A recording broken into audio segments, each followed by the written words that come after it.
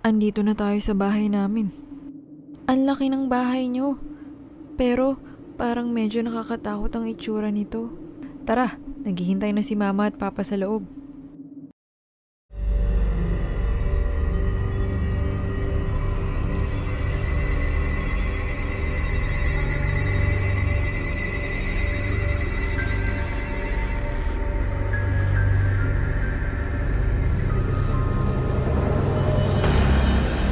Grabe, sobrang nakakatakot naman dito. Welcome, Iha. Tuloy ka sa bahay namin. Mama ko nga pala. Hello po, nice to meet you po.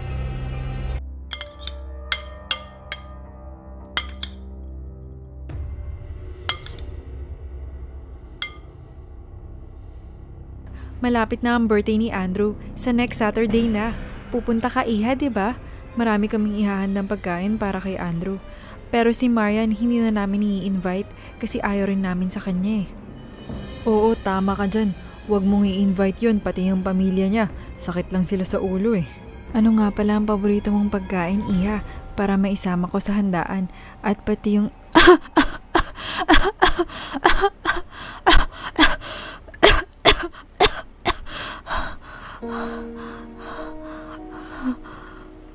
Ma! Anak, kunin mo yung gamot ng mama mo sa kwarto niya. Inatake na naman siya ng sakit niya. Sige po. Mia, dito ka muna. Kukunin ko lang yung gamot.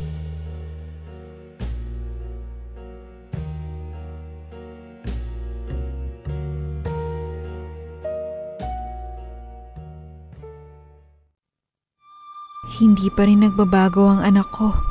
Madali pa rin siyang maniwala sa akin.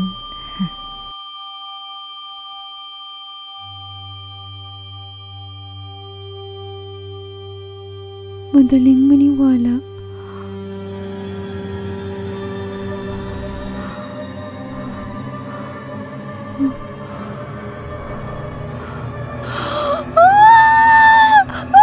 Halika, sumama ka na sa akin. Huwag ka nang lumaban pa.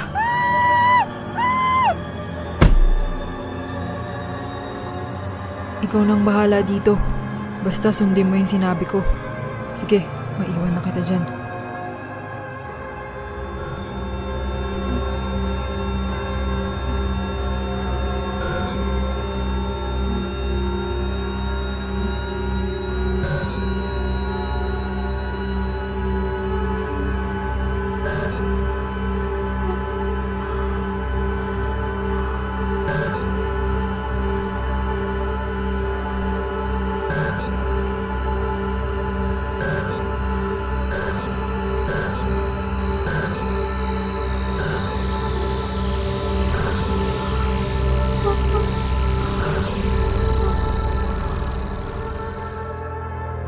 Hello, Mia.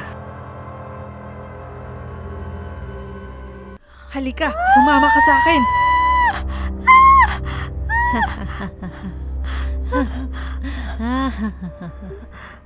Sa palagay mo ba, kakampihan ka ng mga magulang ni Andrew?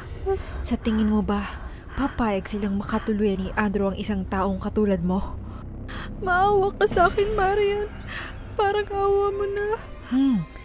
Tingnan na lang natin. Baka mas magustuhan mo tong susunod na gagawin ko sa'yo. Bakit kaya bumabalik na naman yung sakit ni Mama? Akala ko magaling na siya. Mia! Eto ang dapat sa'yo!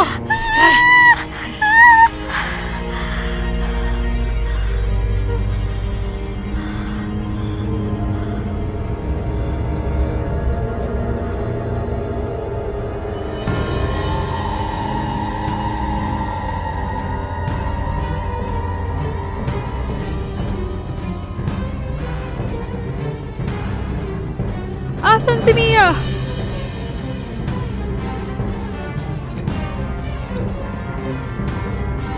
Eto na siya. Patay na siya.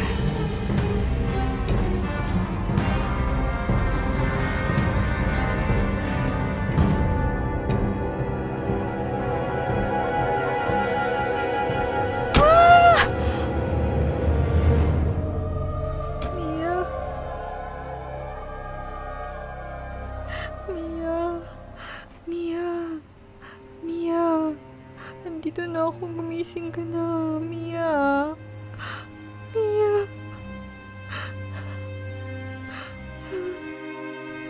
Mia! Mia! Gumising ka! Anong ginawa niyo sa kanya? Anong ginawa niyo sa kanya? Anong ginawa mo sa kanya, Marian? Hindi ko sinabing patayin mo siya. Bakit mo siya pinatay? Pasensya na. Hindi ko napigilan ang sarili ko.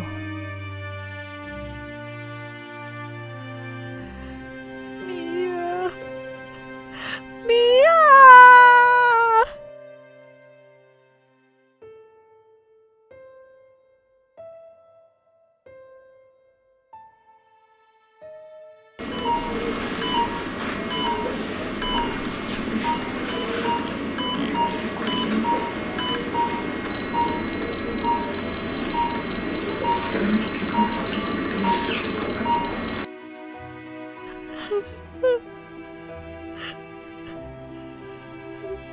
Ang tanga-tanga ko. Bakit ko kasi iniwan si Mia sa mga magulang ko? Sana magkaroon ng himala at mabuhay siya.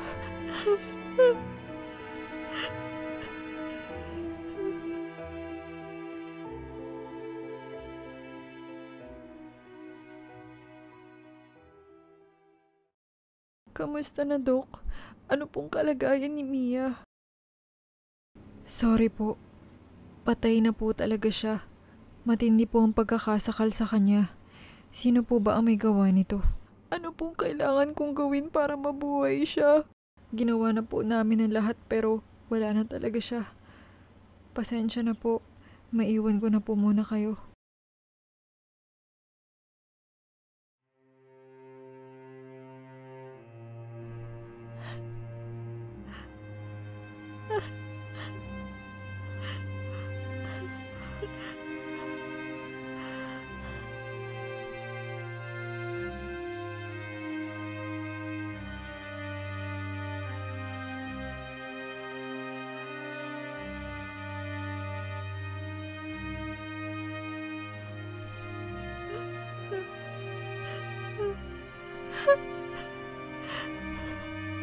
Mia, sorry. Hindi ko ginusto to. Hindi ko kayang mawala ka. Patawarin mo ko. Alam ko na, gagawa ko ng paraan para mabuhay ka. Pwede kong ialay ang buhay ko dun sa isang makapangyarihang necromancer para mabuhay ka ulit. Sigurado ako kaya kang buhayin nun.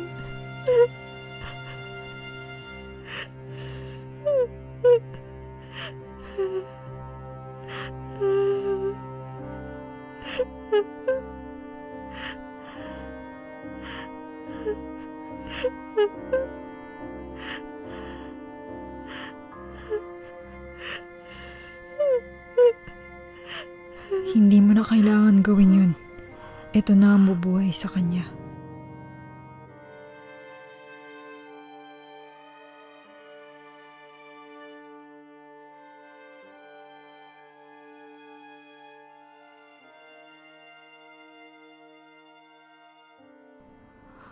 Paano? Sigurado ako dinala pa ni Andrew si Mia sa ospital. Umaasa pa rin siya na magkakaroon pa ng buhay si Mia. Kaso wala na talaga hindi na talaga pwedeng mabuhay yun. Patahimikin mo yung babaeng yan. Gumawa ka ng paraan. Kawawa naman si Andrew. Hindi ko gusto nakikita yung anak natin na umiiyak ng ganun. Ako na ang bahala dito.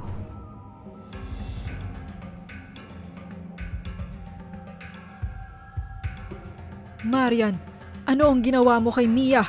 Diba sabi ko sa'yo, sugatan mo lang siya sa mukha at pilayan mo ang isang paa niya para hindi na siya magustuhan ni Andrew? Hindi ko sinabing patayin mo siya. Pinatay ko na siya para siguradong hindi niya na mababalikan si Mia. Dapat nga magpasalamat pa kayo sa akin kasi wala na kayong poproblemahin pa. Anong sinabi mo? Siraulo ka ba? Ikaw ang dapat mamatay! Bitiwan mo ako! Bitiwan mo ako! Eto anak, gamitin mo tong bola ng kapangyarihan na galing kay Marian para mabuhay si Mia.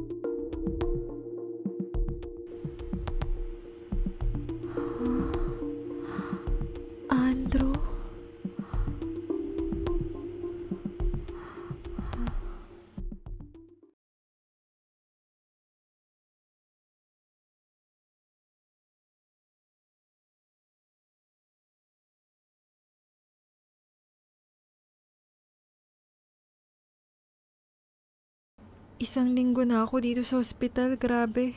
Naiinip na ako. Kailan kaya ako makakalabas? Ha? Si Bading? Hoy Mia! Kamusta ka na? May surprise ako sa'yo! Taran! Kami na ni Joey. Oo, kami na ni Roderick.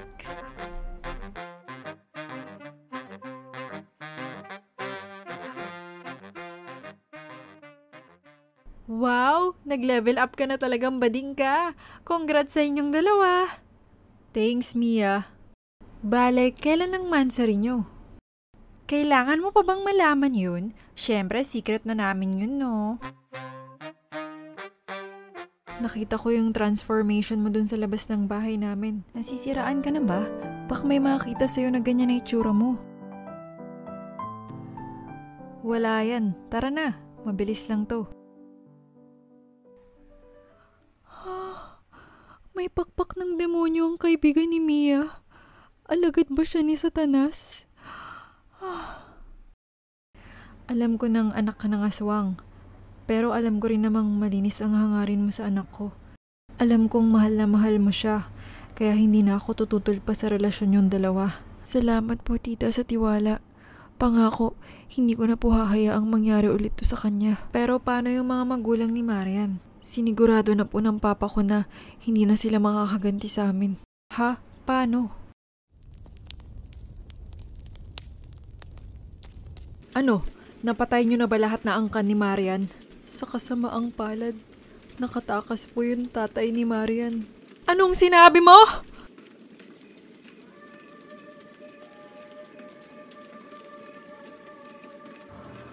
Magsisisi kayo sa pagpatay niyo sa mag-ina ko at sa buong angkan namin. Pagbabayaran niyo ang lahat ng ito sa tamang panahon.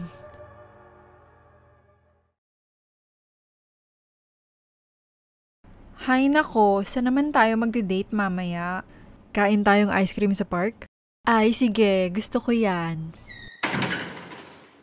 Nasaan si Mia?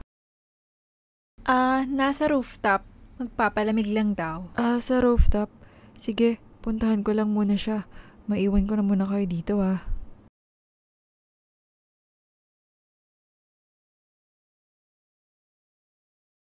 Ang gwapo talaga ni Andrew, no?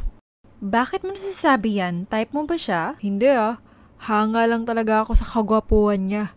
Pwedeng pang-leading man sa pelikula yung itsura niya eh. Oh my gosh, wag na wag mo siyang pagnanasaan. Kay Mia siya, no? Teka, nagkakamali ka dyan sa iniisip mo, no?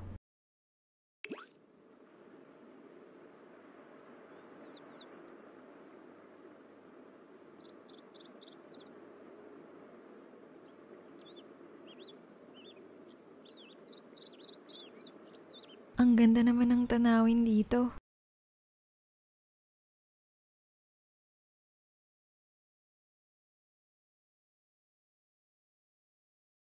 Mia.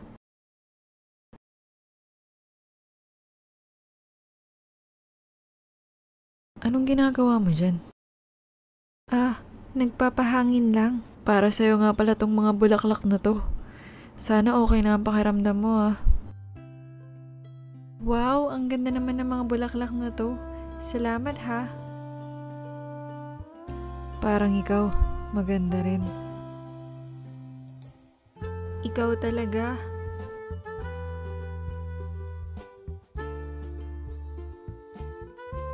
Maganda nga ang tanawin dito, no? Oo, sobrang nakaka-relax.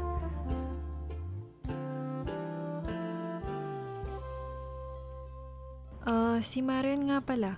Ano nang nangyari sa kanya? Wala na sila ng pamilya niya. Naglaho na sila ni Marian. Ha? Naglaho na? As in patay na sila? Mukhang ganun na nga. Si Papa na ang gumawa ng paraan para hindi na sila makaganti sa atin at sa pamilya namin. Kaya wala na tayong kailangang intindihin pa. Talaga?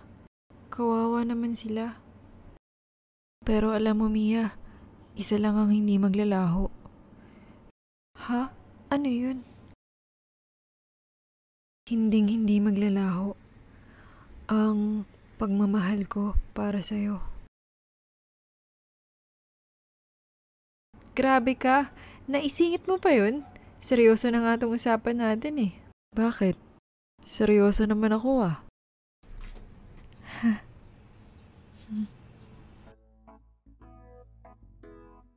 Gusto ko, pareho tayo ng school na papasukan sa college. Kung pwede nga lang sana, magkapareho din tayo ng course. Bakit, Andrew? Ano ba ang gusto mong course? BS in MIA. Bachelor of Science in MIA. Gusto kasi kitang aralin eh. Ang corny mo. Hindi nga, anong gusto mong course? BS in Accountancy. Magaling kasi ako sa math eh. Ikaw ba? Ay, gusto ko rin yan. Sige, yan na yung kunin natin next year. Tapos, pareho na rin tayo na nga-apply ang trabaho pagka-graduate. Super advanced na yan ah. Eh yung kasal natin, kailan tayo ikakasal? Kasal? Siguro kapag 29 years old na tayo?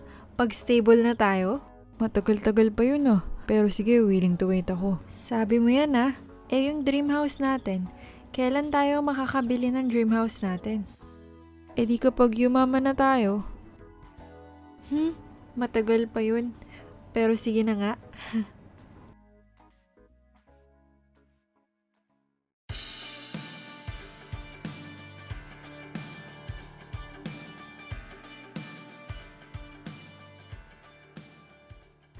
Oh, kamusta na yung pinapasukan yung trabahong dalawa ni Andrew? Ayun, pinagkakaguluhan siya ng mga babae dun sa work namin. Nakakainis na nga eh. Pati yung senior auditor namin na babae, siya yung favorite. Siya yung palaging sinasama sa field. Hindi lang naman ako ang favorite eh. Lahat naman kaming mga lalaki favorite ng senior na yun. Parang ikaw nga palagi yung gustong kasabay tuwing lunch. Never naman akong sumabay sa kanya eh. Alam ko naman yun. Teka, kamusta na yung career niyong dalawa? Okay naman. Marami naman akong client sa pagiging makeup artist ko. Ako palaging overtime sa hospital. Tapos minsan umaabot pa ng 16 hours yung shift ko. Kaya bihira lang ako makatulog ng 8 hours a day. Grabe naman yung 16 hours. Oo, patayan talaga yung trabaho ng mga nurse. Gusto ko na nga mag-abroad kasi ang baba ng sweldo namin eh. Pag nag-abroad kasi ako, times 5 yung kita ko.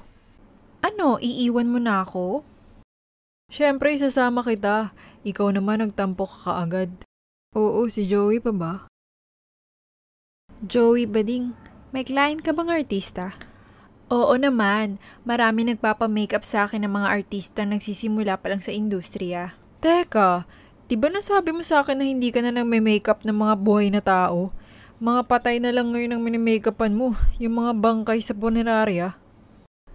Hoy, puro buhay yung mga mini-makeupan ko, no? Sideline ko lang yung pagme-makeup sa mga patay. Hindi. Sinabi mo pa nga sa akin na sinisante ka na ng boss mo eh. Kasi may palpak kang ginawa. Minake-upan mo yung artista tapos hindi niya nagustuhan yung makeup mo. Kaya simula noon sa funeraria ka na lang nagtatrabaho, di ba? Hoy, ang kapal ng mukha mo. Sinungaling ka. Bakit mo ko sinisiraan sa harap ni Mia at Andrew? Hindi kita sinisiraan, no? Pawang katotohanan lamang yung sinasabi ko. Uy, ano ba yan? Minsan na nga lang tayo magkita tapos mag-aaway pa kayo. Wag na nga kayong makisali dito, Mia. Umalis na lang kayong dalawa. Grabe ka naman, Joey. Halika na, Mia. Baka lalo pang lumala yung away nila pag nandito pa tayo. Grabe ka talagang bading ka.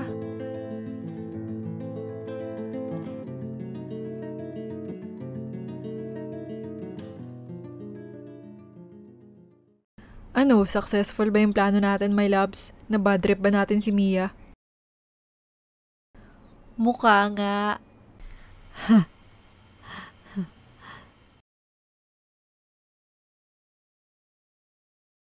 Tulungan nyo naman ako.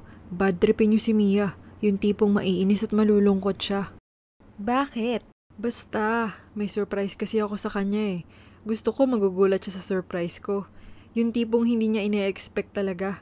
Kaya kailangan malungkot muna siya para hindi siya mag-expect na may mangyayaring maganda sa kanya sa araw na yun. Sige, basta may bayad daw ah. Pwede na sa amin ng 5K.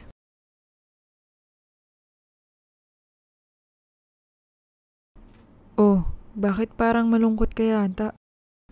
Minsan na nga lang tayong magkita ni na Bading tapos nag-away pa sila. Parang gusto ko na lang umiyak.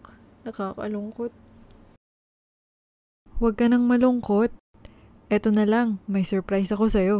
Kunin mo yung nasa bulsa ng jacket ko. Bakit? Ano ba yung nasa bulsa mo, ha? Surprise nga eh. Kunin mo na lang.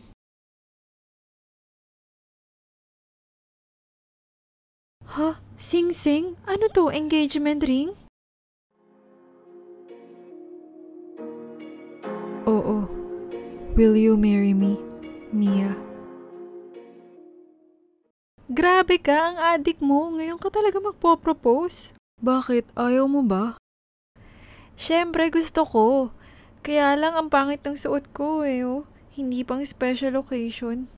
Okay lang naman yung suot mo ah. Kahit naman anong isuot mo. Espesyal pa rin ang tingin ko sa'yo. Ayan ka na naman sa mga pick-up lines mo eh. Ano nang sagot mo sa tanong ko, Mia? Will you marry me? Oo naman. Bakit naman hindi? Yes, sobrang saya ko. Akin na yung mga kamay mo. Isusuot ko na yung sing-sing dyan.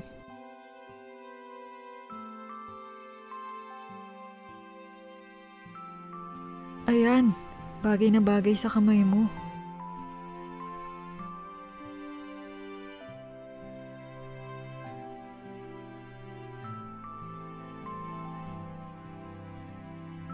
Mahal na mahal kita, aking Mia.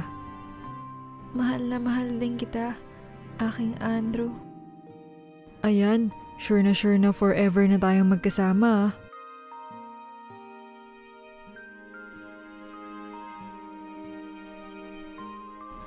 Andrew. Bakit, Mia?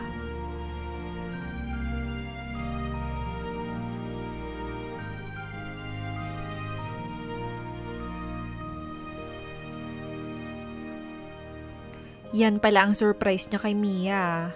Oo nga, nakakakilig naman silang dalawa. Samantalang ikaw, hindi mo man lang maisip na mag-propose sa akin. Nagkakamali ka. Pinag-iipunan ko pa yung singsing na ibibigay ko sa'yo. 5 taon ka na nag-work, pero hindi ka pa rin makabili ng diamond ring? Oo, mahal kasi yun eh. 24 carats diamond yun. Ewan ko sa'yo, alis na ako. Bala ka dyan sa buhay mo. Ang labo kausap nun. Oh, di pa rin tapos yung kissing scene ni Mia at Andrew. Dito nga muna ako.